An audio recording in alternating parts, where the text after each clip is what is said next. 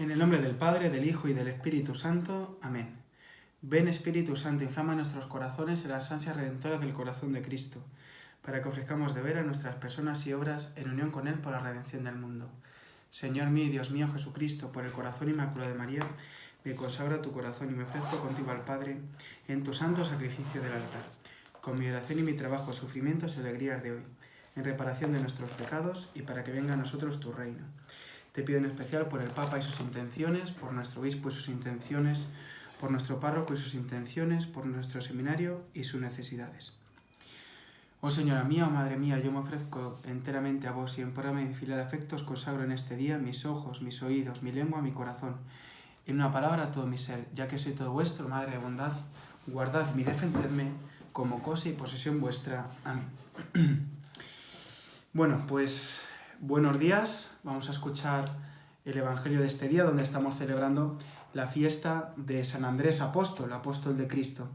Y quisiera leeros antes del Evangelio una breve reseña que la tradición nos ofrece sobre la vida y el ministerio de San Andrés, porque de San Andrés conocemos que era discípulo de Cristo, que fue de los primeros que le siguieron, y conocemos que además Andrés fue alguno de los que acercó a algunos a Jesús. De hecho, fue él mismo el que invitó a Pedro a seguir a Jesús también. Y bueno, quisiera leeros una pequeña reseña porque a veces pues conocemos poco de la vida de los apóstoles después de Pentecostés, cuando ya se fueron dispersando y fueron haciendo cada uno la misión allí donde el Espíritu Santo les llevó. Entonces os leo brevemente. De acuerdo con la tradición, Andrés murió como mártir en Acaya, Grecia, en el pueblo de Patra. Cuando la esposa del gobernador Aepas fue sanada y convertida a la fe cristiana, y poco después de que el hermano del gobernador se volviera cristiano, Aepas se enojó mucho. Él arrestó a Andrés y lo condenó a morir en la cruz. Andrés, y esto es lo que más conocemos quizás, sintiéndose indigno de ser crucificado en una cruz de la misma forma que su maestro, suplicó que la suya fuera diferente. Así que fue crucificado en una cruz con forma de X, la cual hasta el día de hoy es llamada la Cruz de San Andrés y es uno de sus símbolos apostólicos, aunque también se usa como símbolo los dos peces cruzados para referirse a Andrés como él era pescador originalmente.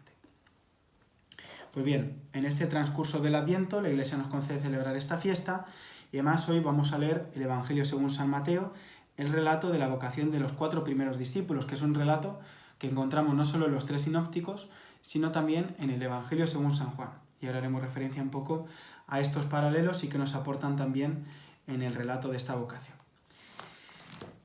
Escuchamos del Evangelio según San Mateo. Caminando por la ribera del mar de Galilea, vio a 2 hermanos, Simón llamado Pedro y su hermano Andrés, largando las redes en el mar, pues eran pescadores. Les dijo, venid conmigo y os haré pescadores de hombres. Ellos dejaron las redes al instante y le siguieron. Siguió caminando y vio a otros 2 hermanos, Santiago el de Zebedeo y su hermano Juan, que estaban en la barca con su padre Zebedeo arreglando sus redes, y los llamó. Ellos dejaron al instante la barca y a su padre y le siguieron. Pues bien, es un evangelio quizás escueto y muy concreto al mismo tiempo. En los paralelos que se nos ofrecen de este relato, el más parecido quizás es el Evangelio según San Marcos. Aquí se nos añade el dato de que pues, Juan y Santiago estaban con su padre, pero se parece mucho al relato que acabamos de proclamar. Quizás los más particulares son el paralelo que tenemos en Lucas, donde se juntan la predicación de Jesús, la pesca milagrosa y el llamamiento en concreto a Simón Pedro. Y después el Evangelio según San Juan nos ofrece el dato de que algunos de ellos ya eran antes discípulos de Juan el Bautista, con esa invitación que les ofrece Jesús, que les ofrece Juan Bautista, y donde ellos le siguen y dicen, Maestro, ¿dónde vives? Y dice él, venid y lo veréis. Y es precioso, ¿no? Como en ese Evangelio según San Juan se dice, se quedaron con él aquel día y era como la hora décima, es decir, se nos da el dato de que aquel encuentro fue tan significativo, les cambió tanto la vida que se quedaron incluso con la fecha, con la hora de ese encuentro. Pues bien, bajando en concreto al Evangelio que nos hemos encontrado aquí, el Evangelio según San Mateo. Yo he de reconocer que es de mis pasajes favoritos del Evangelio, esta llamada, pero no voy a develar hasta que toque en algún momento cuál de estos paralelos es mi favorito. Lo que queda claro es que el paralelo de Mateo no es de mis favoritos, pero bueno, lo vamos a comentar y vamos a ver qué es lo que el Señor nos quiere decir. En primer lugar, vemos cómo Jesús se fija en estos hombres y les invita: venid conmigo y os haré pescadores de hombres.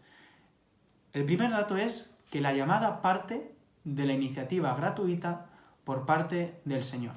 Recuerdo cuando fui a la primera misa de un compañero. Sabéis que cuando un cura se ordena, además de ordenarse en la catedral, ordenarse en una iglesia concreta, recibir ese sacramento, luego es costumbre que ese sacerdote vaya a celebrar la primera misa a la parroquia de la cual es natural o pues a otra parroquia que le sea familiar. Y cuando acudí a la primera misa de un compañero, fue muy gracioso y él dijo: ¿y por qué Dios me ha elegido a mí como sacerdote?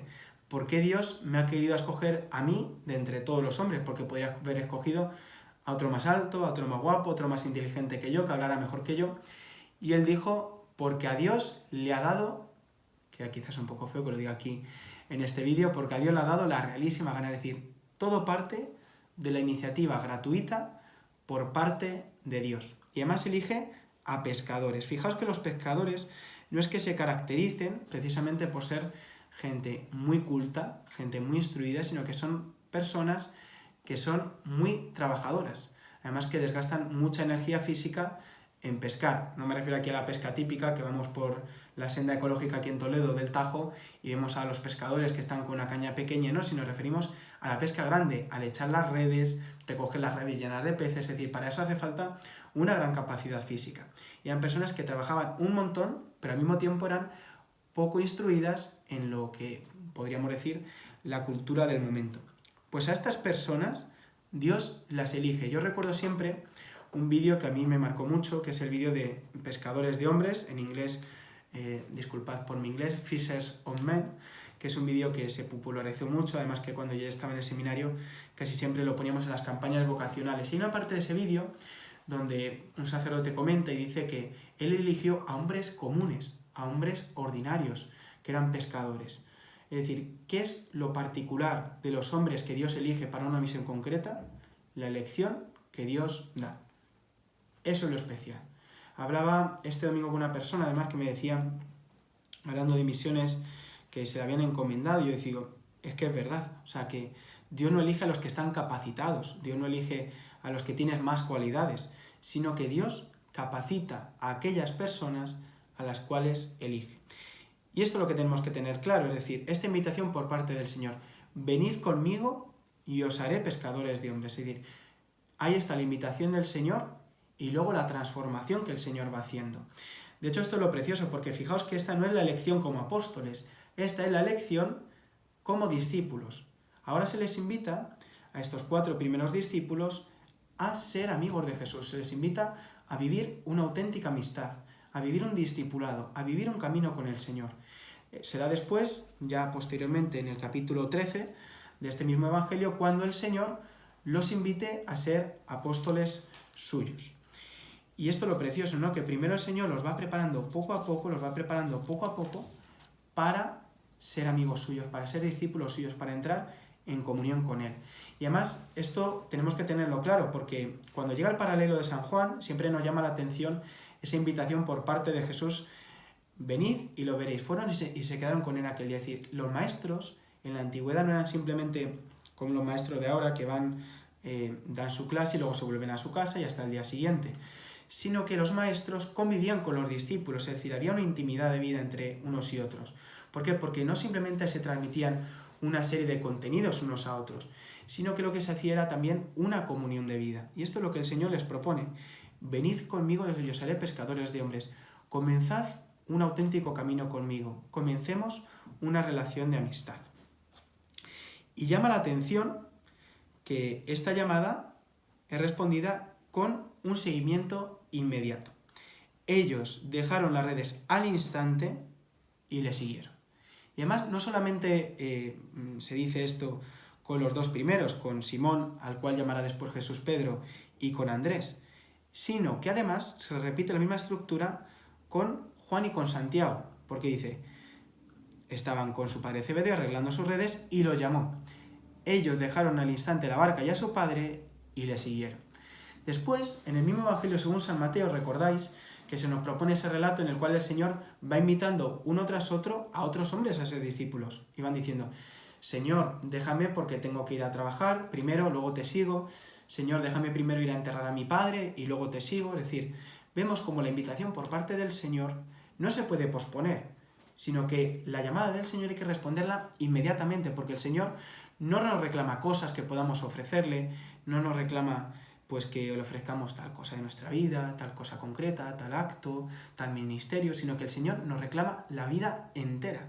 O sea, yo recuerdo siempre la frase esta de la Madre Teresa de Calcuta que decía que cuando te entregas al Señor no es cuando le entregas cosas al Señor, sino cuando te entregas del todo al Señor, cuando tú te entregas de verdad al Señor. Y hay también un himno que rezamos en la hora intermedia que dice algo así como para lo mismo responder mañana. Es decir, que a veces en el seguimiento del Señor vamos como posponiendo, como cuando suenan las alarmas. A mí me hace mucha gracia en el iPhone que te pone como súper grande la opción de posponer y súper pequeño la opción de apagar la alarma, algo así. Y digo, tendría que ser al revés, o sea, tendría que estar más grande la de apagar la alarma y más pequeña la de posponer.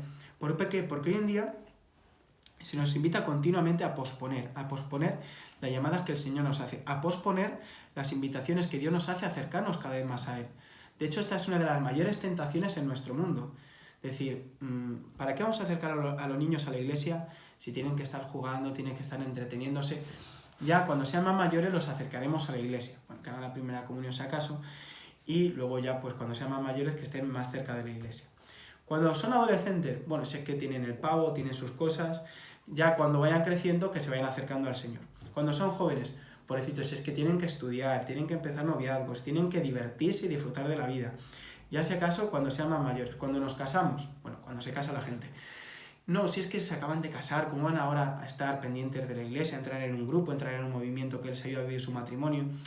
Ya, pues cuando llegue un momento posterior, bueno, pero es que luego van a tener hijos, bueno, pero es que luego los trabajos, bueno, pero es que luego... Y al final se nos pasa la vida y dice uno, oye, pero cuando le he dedicado tiempo al Señor, conocí la anécdota de aquel famoso obispo que después de estar toda la vida hablando de Jesús, dijo, tras una vida hablando de Jesús, ahora quiero dedicarme, ahora que me jubilo, a hablar con Jesús.